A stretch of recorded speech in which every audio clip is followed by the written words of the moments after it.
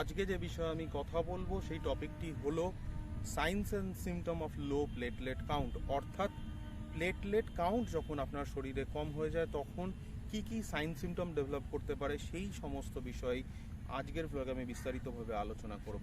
তো প্রথমে দেখে নেওয়া যাক প্লেটলেট আসলে কি। প্লেটলেট বা অনুচক্রিকা হলো আমাদের রক্তের মধ্যে অবস্থিত অতি ক্ষুদ্র এক ধরনের কণিকা, এবং এই প্লেটলেটের যে প্রধান কাজ সেটি হলো রক্ত তঞ্চনে সাহায্য করে। অর্থাৎ আমাদের শরীরে যখন কোনো অংশে কেটে যায় এবং সেখান থেকে ব্লিডিং হতে শুরু করে তখন কিন্তু সেই প্লেটলেট সেই স্থানে গিয়ে প্লেটলেট প্লাগ ফর্ম করে। এবং শুধু প্লেটলেট প্লাগ ফর্মেশন নয়, এছাড়াও প্লেটলেটের আরও বিভিন্ন রকম কাজ আছে।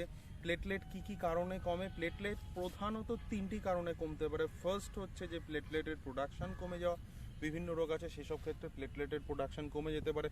প্লেটলেটের অতিরিক্ত ডিস্ট্রাকশন হওয়া, অথবা প্লেটলেট কোনো একটি অর্গানের মধ্যে স্টোরড থাকা।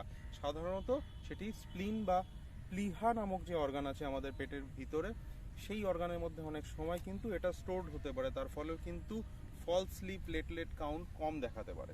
তো এবার আজকে যেহেতু আমাদের আলোচনার বিষয় যে প্লেটলেট কমে গেলে সেক্ষেত্রে কি কি সাইন সিমটম ডেভেলপ করতে পারে, তো আমি মেইনলি আজকের আলোচনাটা এই টপিকের উপরেই ফোকাস করব। প্রথমেই জানিয়ে রাখি যে প্লেটলেট কমে যাওয়া বলতে কি বোঝায়। আমাদের শরীরের নর্মাল যে প্লেটলেট কাউন্ট সেটি হলো 1.5 লাখ থেকে 4.5 লাখ প্রতি মাইক্রোলিটার। অর্থাৎ এই রেঞ্জের মধ্যে যদি প্লেটলেট কাউন্ট থাকে তখন সেটাকে নর্মাল ধরে নেওয়া হয়। যখন 1.5 লাখের কম প্লেটলেট কাউন্ট হয় তখনই সেটাকে লো প্লেটলেট বলা হয়। কিন্তু 1.5 লাখ থেকে 50,000 বা 50,000 অব্দি কাউন্ট যখন থাকে ইউজুয়ালি তখন কিন্তু খুব একটা সমস্যা বা কোনো সাইন সিমটম ইউজুয়ালি ডেভেলপ করে না। 50,000-এর কম হয়ে গেলে সেক্ষেত্রে যে সাইন সিমটম ডেভেলপ করতে পারে এই হলো যেটি যে অতিরিক্ত ব্লিডিং, অর্থাৎ কোনো স্থান কেটে গেলে সেখান থেকে বেশি সময় ধরে ব্লিডিং হবে, ব্লিডিং সহজে বন্ধ হবে না। কোনো অপারেশনের পরে কিন্তু ব্লিডিং কন্টিনিউ হতে পারে। হ্যাঁ, কোনো সামান্য চোটাঘাতে কোনো চামড়ার নিচে অতিরিক্ত রক্ত জমাট বাঁধতে পারে। তো এরকম বেশ কিছু সাইন সিমটম ডেভেলপ করতে পারে।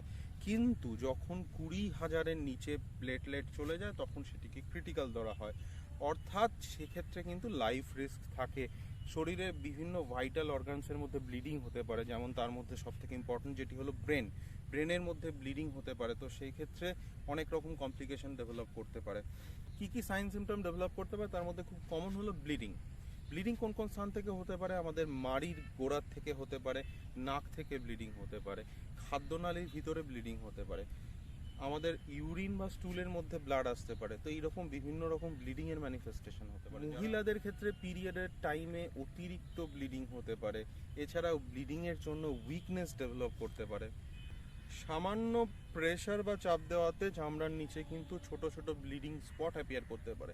সেগুলি যদি খুব ছোট হয় তখন তাদের পেটিকি বা পারপিউরা বলা হয়। সেগুলি সাধারণত লাল, হালকা বাদামি বা বেগুনি রঙের হতে পারে।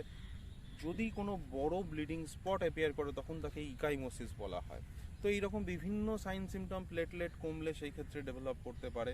এছাড়াও প্লেটলেট কমে যাওয়ার জন্য যদি শরীরের ভিতরে ইন্টারনাল কোনো ব্লিড হয় তো তার জন্য স্পেসিফিক সাইন সিমটম ডেভেলপ করতে পারে। যেমন ব্রেনের মধ্যে যদি ব্লিড হয় সেক্ষেত্রে কিন্তু স্ট্রোকের মতো সাইন সিমটম ডেভেলপ করতে পারে। তো আজকের ব্লগে আমরা জানলাম যে প্লেটলেট কম হলে কি কি সাইন সিমটম ডেভেলপ করতে পারে। পরবর্তী ব্লগে অন্য কোনো বিষয়ে আলোচনা হবে। Till then take care and stay fit, be healthy. Thank you.